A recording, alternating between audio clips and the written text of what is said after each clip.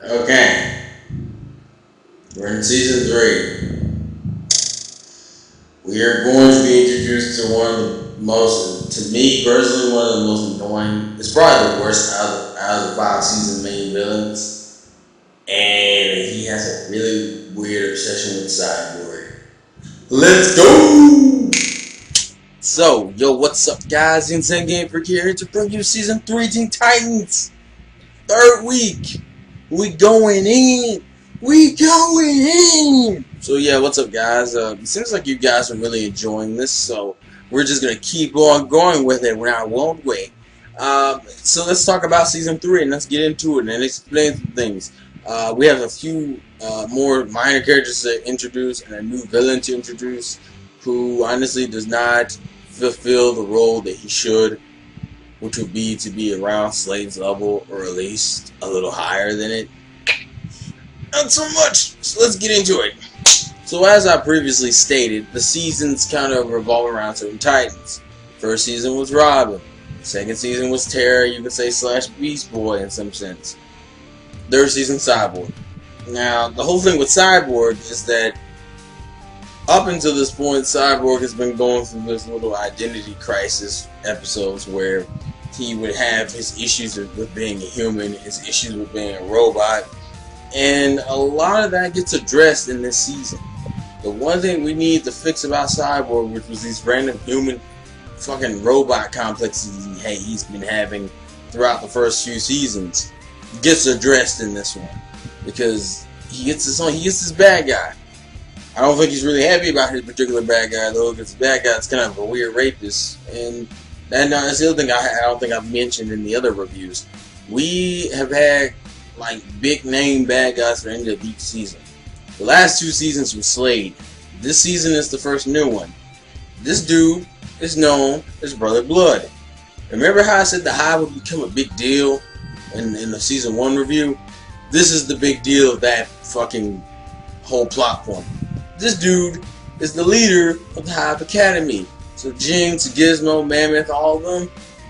Yeah, he's the teacher, if you want to call it that. I say call it that because really, he's not really teaching, he's more brainwashing. And his goal, I'm not totally sure what it is, because that's the one thing about him I really don't like. There's a lot of things I don't like about Brother Blood. Brother Blood has a weirdly bad obsession with Cyborg, and it starts because of what the first episode in this season is. The first episode in this season is essentially them finally, putting a tracking device on Jinx while they're like while they're trying to rob a bank, and then they run off, and we get to figure out what the Hive is. And we're introduced to the Hive, and so they want someone to go in there undercover and to see what the fuck they're planning, which Cyborg volunteers, and because he has like this new holographic generator so he can turn like all human and shit, and he goes in there and he infiltrates it. And this is where the Brother Blood stuff comes in, because he becomes kind of the top of his class and almost gets brainwashed in there. The only lucky thing about him is the fact that half his mind is robot, so he brainwashed the human, but he brainwashed the cyborg mind shit. So, they destroy the hideout, they get the weapon that he was trying to make. Everything's cool, or so we think, because Brother Blood is actually he's kind of a mixed bag as a bad guy. He has his moments because he manages to hack into Cyborg while Cyborg was trying to hack into the thing to figure out what he was stealing. And let's just say, from that kind of breeds a whole bunch of shit relating to Cyborg's blueprints, and his relationship with Brother Blood is like ridiculous now because this motherfucker keeps fucking with him. And the problem with fucking Brother Blood is that Brother Blood is really obsessed with Cyborg because Cyborg is the only character, well, not the only character, but the only dude to continually resist him. There's also to mention that we also are reintroduced to Aqualad into the season because of situations that happened with Brother Blood. I guess I should start talking about the side characters. Now, we've already been introduced to Aqualad, which is kind of like Beast Boy's mini rival. We know Speedy, who comes back in this season, who was kind of bullshit introduced in the winner take all episode, the filler episode when they get like transported, so like a whole bunch of heroes get transported and shit, and some villains, and they get transported to like this battle royale shit. We're introduced to Speedy there. He's returning, and we're also introduced to a few new characters. One of which tempted me as a fanboy, because I am a hardcore Raven fanboy, as I've already previously stated. But Bumblebee, hot damn. That's all I gotta say. That's all I gotta say. Hot damn. And she is a part of the new pairing that we get this season 2. Cyborg x Bumblebee. I'm fine with that. And this next comment may be a little racist. I apologize for future tense. But black love. Cyborg, you got good taste in women, dog. And she tempted me. She tempted me like a motherfucker. And also, another new character, or characters, I guess I should mention, would be the Mas E. Minos brothers. I guess is the best way to put them. They're pretty much these two little kids. One is like plus on his chest, the other one has minus on his chest. They're twins, and their whole power and shtick is that as long as they're touching, they're like fucking Flash. They're just really fucking speedy and shit. Bumblebee's whole thing is that she has like these quote-unquote stingers that she can shot people, and she can shrink in size for whatever reason. I'm figuring it's because of the whole Bumblebee thing, and I don't need to really explain, but I haven't explained Speedy to you guys in video form. Speedy is the dude pretty much who has a whole bunch of different weapons in the form of arrows. Boxing gloves, explosions, freezing weapons and shit. And Aqualad can control the water and talk to fish. Those are really all the main new characters you really need to deal with, because we've already been, at this point you've seen the Hive, most of the Hive characters anyway. And Brother Blood is kind of the reason why I don't like this season that much. Now, most of the episodes are fine, but like I would say out of my least favorite episodes in the season, I won't say is the actual, you know, the plot driven ones, but those weren't as good as the old ones. Like you had The Apprentice and Aftershock, and this one you have Titans East, which deals with, you know, actually those new characters I mentioned: Speedy, Bumblebee, Aqualad, Mas E. Minos, and shit. They're chasing Brother Blood into Titans East, well actually East City, and Cyborg is called to go over there and help them build a tower out there. And the whole shtick with that really is that pretty much what it is that he gets offered to stay there as a leader of the group, and it kind of puts a whole bunch of strain on his relationship with Robin in there, which you kind of seen in and out of this season already.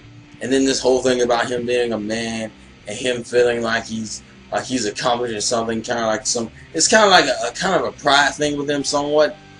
And you see that relationship kind of go through as the season progresses and shit. But there's the one thing about this two-parter that I hate. There's one fucking thing I cannot stand. There's a scene, a very famous scene from season 3, where Cyborg and Brother Blood are fighting. And up to this point, we've kind of guessed that Cyborg is getting his ass handed to him.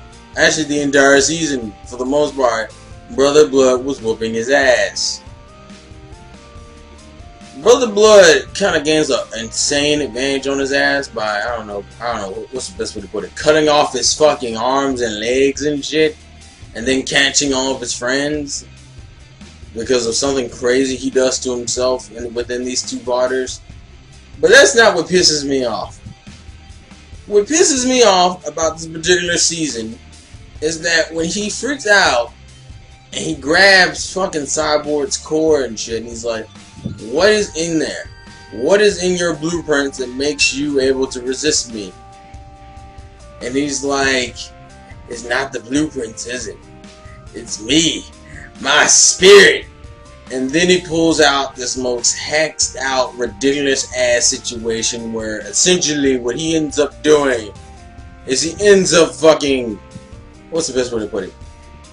He pretty much becomes God for like 10 seconds because he ends up like reforming his entire body for no goddamn reason, and then proceeding to kick Brother Blood's ass by like out of nowhere.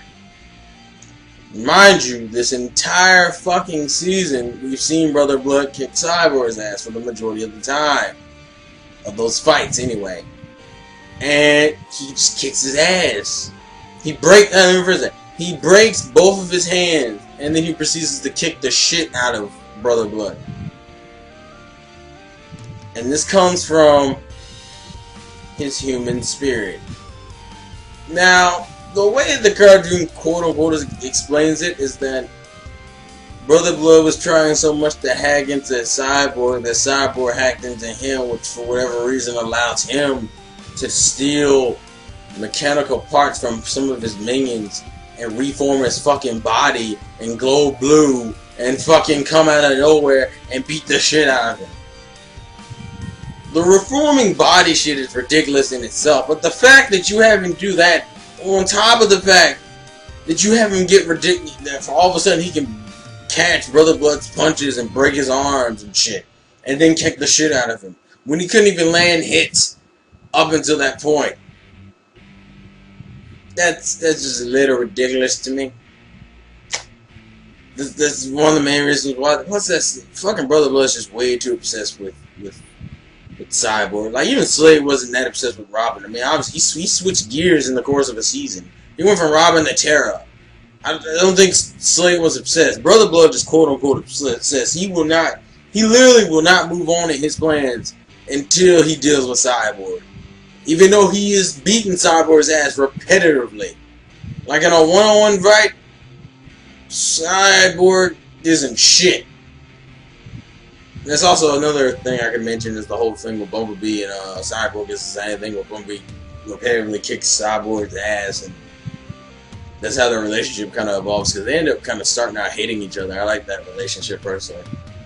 But that's one of the reasons why I don't like this theory. Blood was not a good finishing villain. He was way too obsessed on one character for me, for my taste. And the final episode had a little X'd out moment that kind of pissed me off with the season.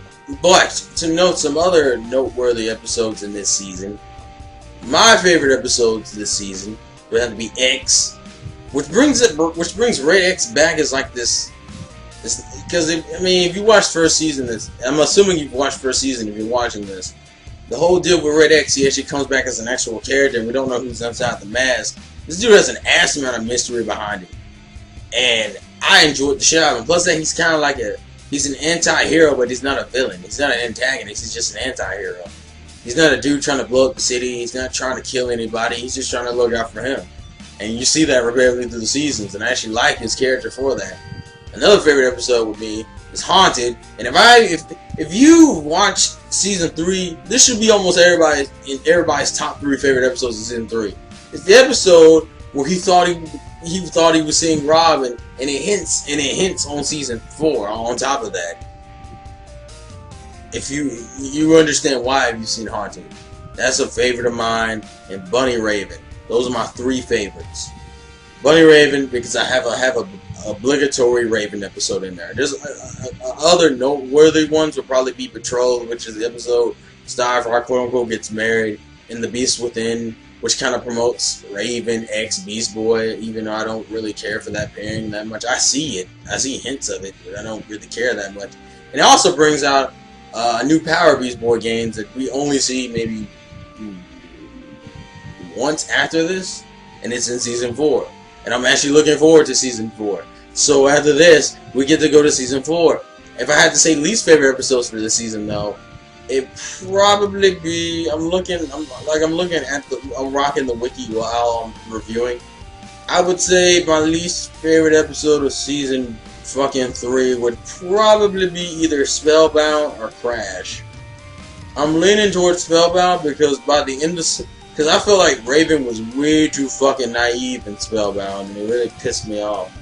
It also is another episode that promotes Beast Boy X Raven, which kind of irks me. But I don't fuck Melchior with a giant stick. Crash I kind of put up with a little bit more. But Spellbound I wasn't that huge of a fan of. This is a good episode. I just was not a fan of having her be that goddamn naive about it. Can I keep him? Meh. Nah. But wow, this review has actually gone on longer than the other ones. I am going to cut this off right now. So, as like always, like the video if you liked it, favorite it if you like it so goddamn much you want to come back and keep watching it and put it in your favorites, and subscribe if you want to, because eventually I'm just assuming the subscribe button is going to be a part of the screen. I actually might make that somewhat of a catchphrase for these overviews.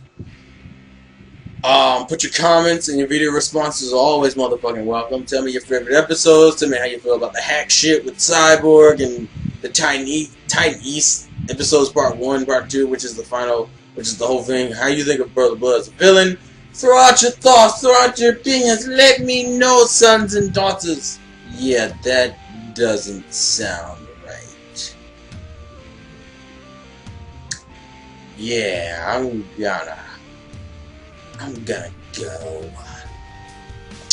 Life's a game, play to win. Tighten out. Peace.